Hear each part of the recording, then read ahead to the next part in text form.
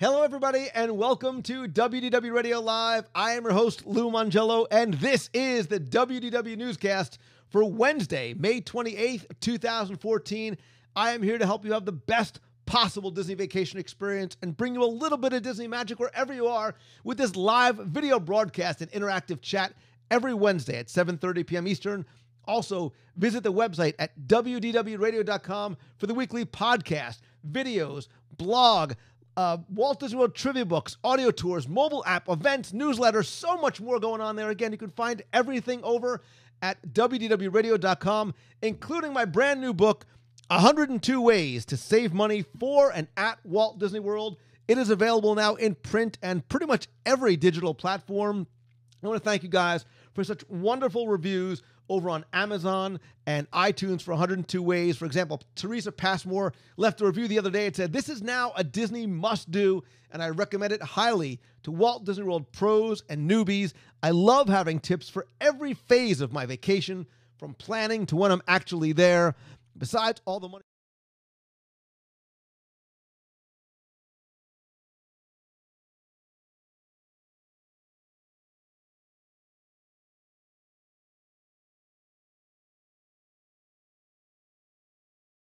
Again, you can find the book over at Disney102.com. All right, let's get right into this week's Walt Disney World news. Again, today is Wednesday, May 28th. That means after literally years of waiting and watching this mountain grow out of the center of Fantasyland, the Seven Dwarfs Mine Train opened today. I want to know, have you had a chance to check it out yet, especially if you're a Florida local? I know there was a lot of people in the parks today.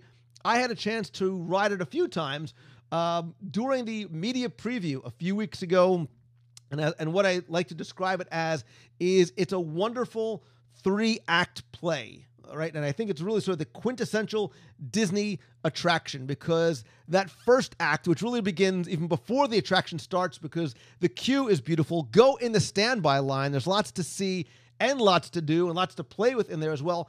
But that first act is kind of like an easy, slow, coaster-like experience that I think that you really get to enjoy and appreciate that roll and that pitch and that yaw of the very unique ride system. Again, you get some great views of Fantasyland as well.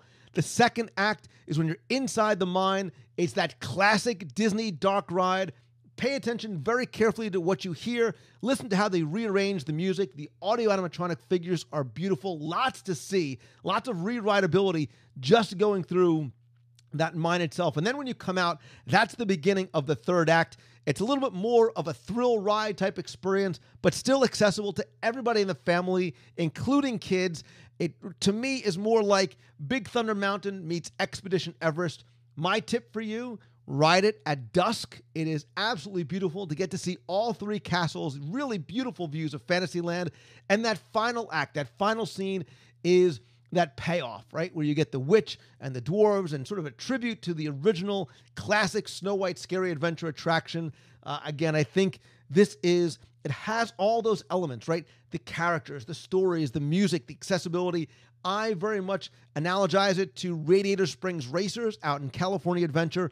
That's the only other attraction that I really kind of felt this way about, in terms of a beginning, middle, and an end with that sort of final payoff. It's a short ride. It's about 2.5 minutes, but the nice thing, too, is that everybody in the family can ride it. If you've ridden it, do me a favor, leave me a comment in the section if you're watching on YouTube, or tweet me at Lou Mongello. Let's go from Fantasyland to Downtown Disney, because Downtown Disney has not just one, not two, but 3 new restaurants that opened, and I'm all about the food, as you know. An old favorite, Wetzel's Pretzels, reopened on the west side. Right next door to that, Haagen-Dazs also reopened that kiosk location, and Starbucks now opened its new location by the World of Disney in the Downtown Disney Marketplace side. Couple of things to know about this one, though. There is no indoor seating. There's a full drink menu, but there is a limited number of items on the food menu itself. When I hear 3 restaurants, I think breakfast, lunch, and dinner.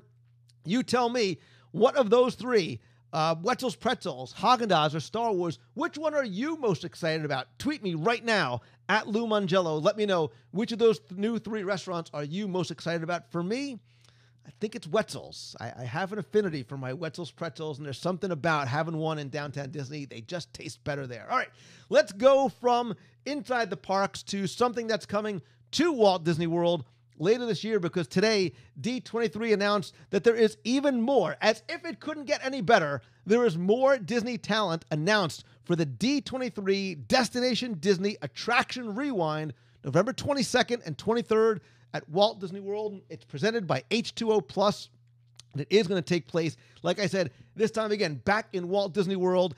It's going to bring together Disney archivists and Imagineers and legends and celebrities to celebrate sort of a retrospective look at things like Adventure Through Inner Space. Adventures Through Inner Space, If You Had Wings. I'm a huge fan. 20,000 Leagues Under the Sea. Lots of rarely seen concept art, video clips, lots of stories from the people who were there, who were part of these attractions. Additionally, there's going to be a full day of presentations dedicated to Disney's contributions to the 1964-65 World's Fair. And who's coming is truly a who's who of Disney celebrities. So legends include Charlie Ridgway, Ron Logan, Bill Sullivan, lots of Imagineers like Marty Sklar, Bob Gurr, Alice Davis. And there's also going to be a slate of current Walt Disney Imagineers taking part of the event. So Gary Landrum, you might have heard his name. He is a show awareness producer. He also archives and preserves the history and stories of Imagineering. Jason Grant, he's been on the show before. He's an art director. His projects include New Fantasyland and the Magic Kingdom storybook. Dave Minichello, an executive director who's also a art direction, guided the, as aforementioned, Seven Dwarfs Mine Train. And Pam Rollins is a show producer whose projects include Animal Kingdom and Epcot's Millennium Celebration. Also, there's going to be a special exhibit designed by the Archives, Pleasure Island Rewind, an evening celebration themed around downtown Disney. I totally am digging that. And a pop-up shop from Mickey's of Glendale. Lots of stuff right from Walt Disney Imagineering that you could buy right here in Walt Disney World. Again, it's going to take place in the Convention Center over at Disney's Contemporary Resort. Tickets are currently available to D23 Gold and Silver members, and tickets will be available starting today to free members at a slightly higher price, and everybody gets a special as yet unannounced gift. More details about the program and tickets and lots more can be found at d23.com/event. And obviously, they're going to have more schedule announcements in the coming months. And I'm going to have somebody from D23 come on the show, talk to us some more about this event, which I have been to every time on both coasts. And as much as I love the expo, which is sort of that every other year huge sort of trade show gathering of all things Disney, I really am a big fan of the Destination D events. They're smaller, they're more intimate. They really focus on the things that we as Disney geeks, and I say that affectionately, these are the things that we love. The history and the people, and being able to sit there and listen to stories in an environment that they make you feel as though you're sitting in their living room and they're just sort of talking not off of a script, but about their experiences with Walt and creating attractions. And these guys are like everything Disney does, such fascinating storytellers. So if you've never been before and you can get down here in November, by all means, please join me and other D23 members. I am absolutely going to be there again for the Destination D Attraction Rewind. I am very, very excited about this one because I'm all about the theme parks. Again, visit d23.com/events. And if you're going, tweet me or Facebook me. Let me know. Love to get together with you guys while you are there. All right, so we've already covered the mine train. We've covered food, two of my favorite things. We've covered Destination D. We've got the trifecta. And now to bring things full circle, in terms of my Disney geekdom, we're talking about, of course, Star Wars. Because the force is very, very strong over at runDisney, because they just announced another transportive race weekend, the Star Wars Half Marathon Weekend, presented by Sierra Nevada Corporation at the Disneyland Resort. This time it's going to begin in Disneyland January 15th and run through January 18th, 2015. This is the fourth runDisney race scheduled for 2015 in Disneyland. It's going to join the Half Marathon Weekend, the Tinkerbell Half Marathon Weekend, and of course, the recently announced and so very excited for Avengers Superhero Half Marathon Weekend, which I will absolutely be at and absolutely be participating in. Like those events, there is something here for the little kids to Jedi Masters. There's kids races, a 5K, a 10K, and a half marathon. And if your midichlorian count is really high, and now you see why I never dated very much, you can actually do the 2-race challenge. If you want to do the 10K and the half, you get a special commemorative medal for that sort of Rebel Challenge. So there's also a bunch of events like the Health and Fitness Expo, the pre-race party, characters. Again, a great combination of family, fitness, and Star Wars kind of fun. Now, let's get to what it's going to cost. The half marathon, if you register by July 22nd, is $195. The Rebel Challenge, the 10K and the half, is $320. The 10K is $105. The 5K is $70, and the kids' races are $20. There's also a Wookiee welcome party for $99, and you could also be a member of the cheer squad. Now, registration is going to open on June 10th at runDisney.com. Look, this is obviously going to be something that people have wanted and hoped for a long time. It is going to be a huge, instant monster hit. And if the Avengers is any indicator, that sold out in less than 2 hours. So this is sort of par for the course now. Plan your day.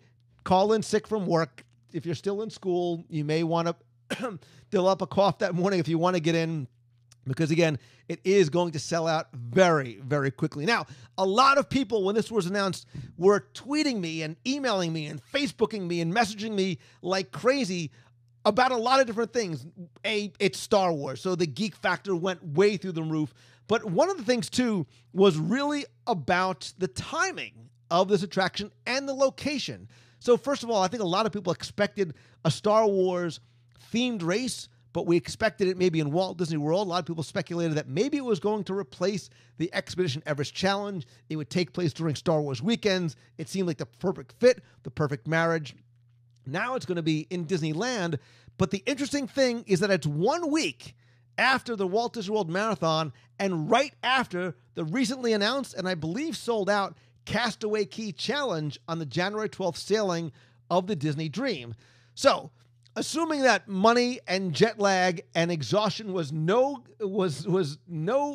object, technically, you can do almost all of them. You could do the marathon in Walt Disney World. You hop on the Dream on the 12th, bang out your Castaway Cay 5K. Now, the Dream doesn't get back into port until Friday the 16th around 7:30 in the morning. The marathon weekend party in Disneyland begins the night before with the welcome party.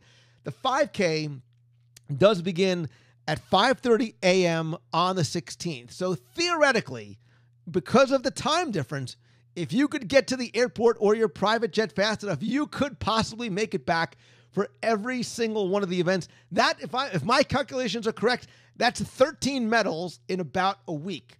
So in Walt Disney World, you've got the 6 medals, this 5K, 10K, the half, the full, the goofy race and a half challenge, and the dopey.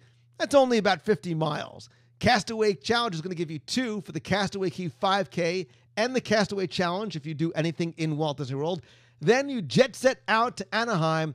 You get 5 medals, the 5K, the 10K, the half marathon, the Rebel Challenge, and the Coast to Coast.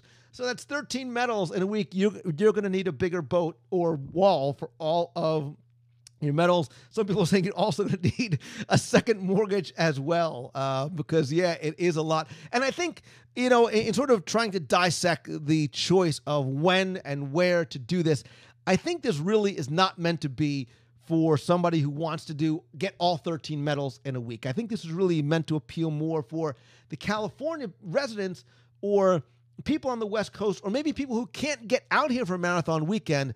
They want to give them something really exciting as well, too. I know a lot of us would like to have seen this here in Walt Disney World. Who knows? Maybe they'll bring a Star Wars one here as well. But the thing that I'm curious about is, which one of these new Disneyland races are you most excited for? Is it the Avengers? Is it Star Wars? Is it maybe still, are you, now it's almost as a purist, is it really the Walt Disney World Marathon weekend? That is the hallmark event for all the Run Disney events. Do you want to maybe do it all? I would love, now people in the box are saying Beatrice Feeney is saying the Avengers. Some people are saying Star Wars. Yeah, so if you did all of them, it would be about 80 miles in a week. And I know some people do that in a weekend. Jimmy Styles says he's going for the Avengers because he's in it. Some people are saying Avengers. So some people are saying, too, this is a perfect fit for me because I can't get to Florida because I'm in the military. It's not as easy to go to Florida as it is to pull off a weekend in Anaheim. So that I think that is why they chose to put this race when and where they did, not in obviously trying to see if people would have to choose or try and do all of them. A lot of people still really seem to be very, very excited about the Avengers. Pokes1613 says the Rebel Challenge he's down with. And I wonder if people who are watching now are maybe less excited about Star Wars because they've registered for all these other races, because you're maybe doing the Walt Disney World Marathon or the Avengers Marathon. This is just not one that you are able to do to add to that list. If somebody is planning on doing all 13, I would love to hear from you. And if not, tell me, what race are you most excited for? What are your thoughts about the Star Wars weekend, the Star Wars Marathon weekend out in Disneyland in January? Do me a favor, tweet me. I am at Lou Mongello, or come to facebook.com/Lou Mongello. You can comment there, or if you are listening to the recorded version or watching this on YouTube, come to YouTube, leave a comment there. We will certainly keep the conversation going. Also, if you aren't catching this live, please join us every Wednesday at 7:30 p.m. Eastern right here at WDWRadioLive.com. Next week, we have a very, very special guest who's going to be joining us on the broadcast, Ridley Pearson, author of the Kingdom Keeper series of books. And oh, by the way, a New York Times bestseller is going to come back in the box with us live. We can chat with him about Kingdom Keepers, and you guys can ask him questions as well. Maybe we can convince him to come and run a race dressed up as a Kingdom Keeper. Who knows? And again, visit the website at WDWRadio.com. The book can be found over at Disney102.com. Please come by, leave your comments and your reviews over on Amazon and iTunes. Those are very, very helpful, very much appreciated. Subscribe to the YouTube channel, all that good stuff. You can find everything at WDWRadio.com. Hopefully, I will see you guys in the box, because you are the box people. I will see you guys here same time next week. So until then, thank you so very much for watching. Have a great week, everybody. See ya.